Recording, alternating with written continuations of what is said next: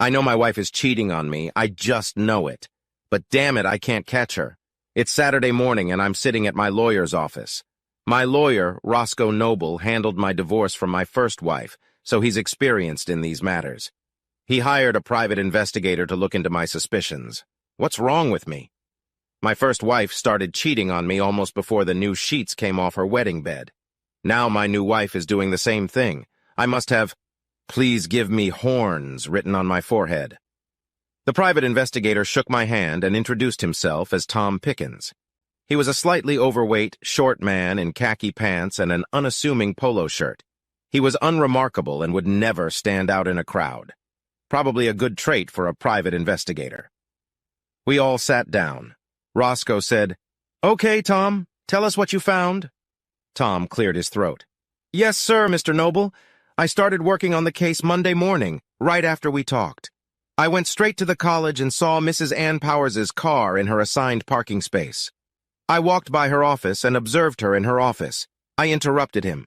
'Tom, can you just give us an overview and include the details in your report?' Tom replied, 'Oh, sure, Mr. Powers.' Tom paused to gather his thoughts and then continued. 'I've had Mrs. Powers under surveillance all this week until last night. She leaves the house between 8 o'clock and 8:15, heads straight to college, and returns home between 4 o'clock and 5:30 p.m. Her daily routine seems normal enough. Conferences with students, faculty meetings, office work, trips to the library, and the like. She usually goes to the gym around 11 a.m. and then eats a bag lunch at her desk. There is only one unusual activity.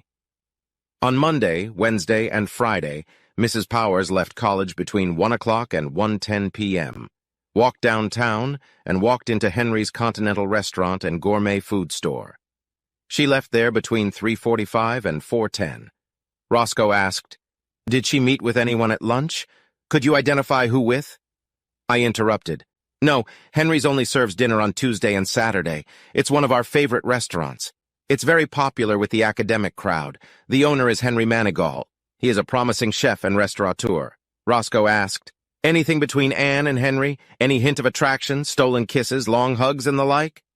"Come on, Roscoe, this is the South. Women here kiss and hug everyone as if the 5-second acquaintance was a long-lost uncle or aunt. Or boyfriend. We all know each other, and there is nothing unusual between them that I know of. But then again, I'm only a husband, so I'm the last to know," I grumbled. "Good. Is there any reasonably innocent explanation for why Anne spent 3 hours in a closed restaurant 3 times this week?" Roscoe asked. I shrugged and said, "Henry is a good-looking, outgoing guy. He flirts with all the women, including Anne, and they all adore him. So, who knows?" Tom put in, "Well, the restaurant has a gourmet food store that is open during regular business hours and offers cooking classes every other Saturday. However, when Mrs. Powers was there, no classes were offered. I can't imagine Mrs. Powers being able to entertain herself for 3 hours in that little store." I added dryly, "I assure you it's impossible. Anne and fine dining? Definitely terra incognita for her." Tom continued, "I walked around the store several times. I saw no sign of Mrs. Powers. Nor did Henry Manigault, and when someone asked for him, the clerk dryly replied that he was unavailable. I was drawing attention to myself, so I stopped going in. On Wednesday, my wife went in there several times. She didn't see Mrs. Powers either. I also charged the usual rates for my wife's time." Roscoe said, "That's fair, Tom, no problem. What else do you have?" Tom sighed. Roscoe said, "Not much. It's a complicated case. Mrs. Powers must be the most skillful wife-cheater I've ever encountered." "Oh, I'm sorry, Mr. Powers. I just waved for him to go on." Tom continued, "My wife is doing an electronic investigation and has been checking the contacts of both Mrs. Powers and Henry Manigault. She hasn't been able to find anything worthwhile on either of them. Henry is single and has had 1 or more girlfriends on a regular basis. But there is nothing scandalous about it.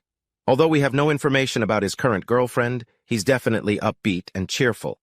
Apparently he hasn't had any affairs with married women, at least we couldn't find anything. Henry uses an online dating service, but a lot of singles do. Lately he's stopped socializing there. Mrs. Powers' electronic footprint is as clean as freshly fallen snow. We ran her financials. No new credit cards, no personal loans, no problems the credit scoring companies might have had. No public record. Except that Mrs. Powers had a speeding ticket 4 years ago. Clean, decent history in every respect. Roscoe looked at me. I said, I did the homework you asked for. I went through 3 months of credit card payments and phone records. Nothing that I couldn't explain. I checked her cell phone while she was napping. No strange messages. No strange calls to unexplained numbers. Nothing on her home computer or her regular or university email accounts. I have all her passwords. She always mixes them up and has to ask me to remind her. She's a history major, not a technology major. I didn't find anything suspicious. Roscoe sat with his lips pressed together. Finally, he said to me, Jim, what I'm saying is that maybe you're just paranoid. That's understandable after your experience with your first gold-digging wife. I really like Anne. You two seem like the perfect couple. But this restaurant thing is very suspicious. I guess things aren't always what they seem. I sighed. It doesn't make any sense. Who would have sex for hours in a closed restaurant? Getting a hotel room is a hell of a lot more convenient. Or go to his house, he's single. The whole restaurant thing just sounds dubious. Roscoe suddenly began rummaging through a folder full of papers that looked like an accordion. After a minute, he said, Yeah, I might have something. Tom told me about Henry's restaurant visits on Wednesday night. I asked the paralegal to check everything I could find in the courthouse and city records on Henry. Here is Henry's application for a building permit, a 5-year-old application that includes a layout for remodeling the old Johnson's department store into his current restaurant. Roscoe turned over 2 sheets of floor plans so Tom and I could see them. He continued, Here's the first floor, the cooking store, restaurant and bar, restrooms, kitchen area, and storage. On the second floor is a large classroom, restrooms, storage area. And here, in the back, is an area designated as a studio apartment with its own bathroom and shower. We silently looked at the plans that showed the studio apartment. I said, Well, chefs have been known to work long hours. It might make sense to have an overnight stay there in the restaurant, but it's also undoubtedly a comfortable love nest. Roscoe nodded his head. That is indeed true. After a pause, he continued, Jim, I'm afraid Anne is messing with your head and entertaining Henry between the sheets. There's no use in gilding the lily. Tom, keep watching. Jim, keep your eyes and ears open on the home front. Anne is a sharp little thing and hides her handkerchief better than most others. She'll make a mistake. They always do. Then we'll nail her just like we nailed your first wife. On the way home, my head was splitting. With my first wife, I think I can understand her cheating. We got married too soon and too fast. She was studying art in her last year of college when we got married. A beautiful girl. She was also a self-centered social girl, not to mention she definitely expected to be high maintenance when she became a wife. As for me, I came from a simple construction family. I majored in civil engineering and was working on my MBA when we got married. My dad was drafted to Korea, was an Army engineer, came back and enrolled at Clemson through the Army draft. He then scraped together enough money to buy a concrete plant and made a small fortune in the post-war boom years. I realize now that my first wife saw me as a dollar sign, not a lifelong partner. She got more in the divorce than she ever could have gotten with her Bachelor of Arts degree. Dad had a stroke a few years ago and ended up taking over the concrete company. I brought modern engineering and business practices to an already successful company. We grew, and now we're pretty darn rich. My sister went to law school, and with all the construction litigation and the inevitable involvement in our cases, she became a pretty rich construction law guru in her own right. My first wife must be berating herself for not being more prudent and waiting until a more lucrative financial plum grew on the marriage tree. But my current wife, Anne, I just can't believe she's unfaithful either. We've been married for a little over 2 years now. She's 8 years younger than me, but she's an intelligent, mature woman with a good head. She has a doctorate in history and has been an assistant professor at a local college for 4 years now. We met in a Methodist Sunday school class for single adults shortly after she came to town. After dating for a year, we became engaged and then married 6 months later. We had a nice time, got to know each other, met each other's friends and families. We did everything right. Heck, I swear my family likes her more than me. Anne is my best friend, the sex is great, the family is friendly. I actually do all the cooking because Anne, God bless her, is a terrible cook. She has wasted her time becoming an academic muse rather than a domestic goddess. In January, Anne finished her book on the colonial warfare of the Yamasee Indians. We all expected it to be a typical bore from an academic history professor. I read this book as my marital duty and was blown away. Anne has a gift for telling a story as if it were a novel and bringing that long-ago tragedy to life. I read the whole thing in a Saturday. Holy crap, it's great. The professional and popular press has also liked the book. Anne has been interviewed by NPR and several local TV stations. She's even been invited to several book awards, and she's doing a lot of book signings and speaking engagements. Anne is over the moon about the success of her book, but she earned it with hard work. She jokes that when all the royalties are totaled, she'll produce the book for less than half the legal minimum wage. Nevertheless, the book and its professional and popular reception were a major factor in Anne's expected promotion to associate professor, perhaps next year or just afterward. But having been burned by milk, I'm blowing on water as well. Anne exhibits the classic signs of a cheating wife. Working so hard on her book, she has gained a few extra pounds.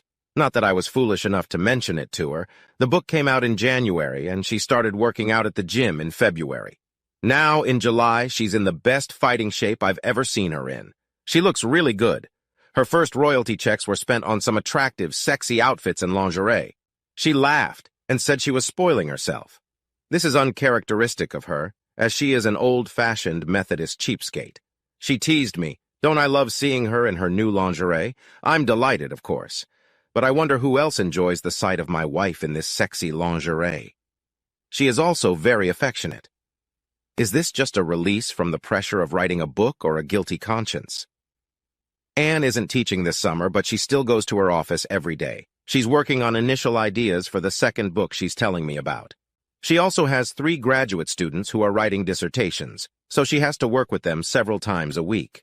Still, her workload is light during the summer. The week before last, we finished a big state road paving project early, and I happened to have a free day, which is rare during construction season. I stopped by the university to see if I could lure Anne home for an afternoon of bedroom aerobics, a suggestion she'd normally jump at in a heartbeat. She wasn't in her office, so I peeked into the main office of the history department to see if she was there.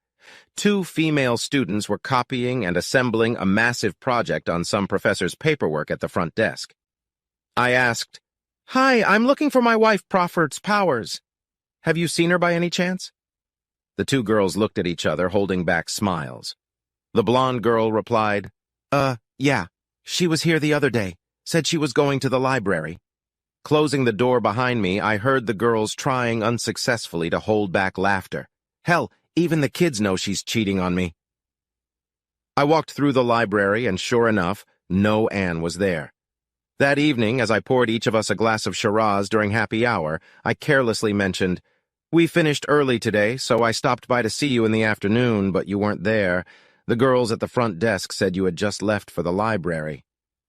I watched Anne carefully. She tensed for a moment, and a slight blush appeared on her cheeks and neck. She looked away as I held out a glass of wine to her. "Oh, I'm sorry. I've missed you. Yeah, I try to spend a few hours every day in the library researching materials for my new book. I didn't realize I'd caught her in a blatant lie. I'm being played for a fool." 2 years after marriage is the best time for a young wife to get bored and start casting glances, and perhaps more than glances, outside the marital fences. Now is she cheating, or am I just being paranoid? I know the answer. I arrived home and the rest of Saturday passed quietly. I did some chores around the yard. Anne made an appearance at a bookstore in Augusta. At least that's what she told me. It's quite possible she's having a passionate affair with her lover right now. When Anne got home at 6, we went to a friend's house for a nice evening and dinner. Everything seems fine, but my stomach turns over every time I look at my cheating wife. We got up Sunday morning and headed to early church. We skipped Sunday school, and I made an omelet for brunch. We enjoyed it while we looked at the newspaper together. Anne dropped her unexpected statement on me as we finished our coffee. She smiled mischievously at me, which in the past always heralded some crazy, funny idea, usually sexual. Now I'm just wondering who with. "Honey, I want the house to myself from 1 o'clock to 6 o'clock today. Why don't you go golfing? You haven't had that opportunity in a long time. And I want you home at 6 o'clock sharp. I'll have a surprise for you. I stuttered in utter confusion. What, Anne? Why? She just laughed merrily. Well, silly, if I told you it wouldn't be a surprise, would it? Now grab your clubs and golf shoes and go have some well-deserved fun. I was in no mood to argue, so I grabbed my golf equipment and headed for the exit. On the way to the country club, I called Tom on his cell phone and assigned a private investigator to watch the house until I got back. I chatted with the 3 guys at the club and we played a round of golf. My lack of practice and scattered mental state took its toll, and, as the loser, I bought a drink on the 19th hole when we were done. It was actually a pleasant and relaxing day that lifted my sour mood. As I prepared to head home, I texted Tom, watching my house and Anne. "Anything?" Tom's reply followed immediately. "Nothing. As quiet as a graveyard. Mrs. P went out to the garbage can once. That's about it. What's going on? Did she notice our surveillance? Is she really such a brazen slut that she sends me off to play golf while she takes her lover right under our noses?" Our house adjoins a wooded parking lot, and her lover certainly could have slipped in behind us unnoticed by Tom. She's a really smart girl and obviously as cunning as the devil. Do I come home and find Henry there? Am I being kicked out, or has my marriage suddenly become one of those modern, open arrangements? Who knows what this woman is capable of? I arrived home at 6, as instructed. I opened the front door and was greeted by Anne, who handed me a scotch with the words, "Right on time, good, I saw you pull up. Here's a drink, come on in, sit at the table, I have a surprise for you." Anne was excited and running on high octane. I have no idea what she's up to, and the whole thing baffles me. It's just like the good old days when we first got married. She nudged me toward my seat at the table. The table was set with our finest silver and china with red wine already poured into our crystal. The candles on the table were lit, creating a festive mood in the room. At least there was no third seat at the table. "Stay here and enjoy your scotch." Anne rushed into the kitchen. I couldn't imagine what my crazy wife was doing. She returned 5 minutes later carrying plated plates that were accompanied by a delightful aroma. Despite my suspicions about Anne, I couldn't help but laugh. "What the hell are you up to?" I said, as Anne quickly placed the plates of food on the table. Anne took the lid off my plate, struck a pose, and said, "Voilà, bœuf à la bourguignonne," with perfect French pronunciation. "Julia Child says this is the most delicious beef dish ever made by man." "Did you cook it?" "No way," I said, laughing. "Anne can't cook a hot dog, let alone French haute cuisine." "But I cooked it," Anne exclaimed, pouting her lips pretentiously. "Henry Manigault is giving me cooking lessons this summer." "What?" was my stunned reply. As Anne quickly handed out the food, she chatted cheerfully. Henry's niece, Jean, was working with us on her master's thesis, and her supervisor suddenly had to take a leave of absence for chemotherapy. I picked the girl up at the last minute and worked with her on her thesis. Anne was quiet for a while. She really is a sweet girl. Anyway, we had to scramble, but we got it all done and got through the system. She graduated right on schedule last May. Henry came up to me at graduation to thank me for helping his niece. He said he overheard you all teasing me at the restaurant about how I couldn't cook. Said he'd like to give me cooking lessons as a thank you for helping Jean. Anne shrugged her shoulders and continued chatting. "I have some free time in the summer, so I went to his cooking classes at his restaurant a few times a week. It was a little intimidating at first, but it's actually a lot of fun. This dinner is my debut into the culinary world. I should call Henry later and let him know how it went. If you like it, he's willing to keep practicing and is going to greatly expand my knowledge of the art of haute French cooking. How about that?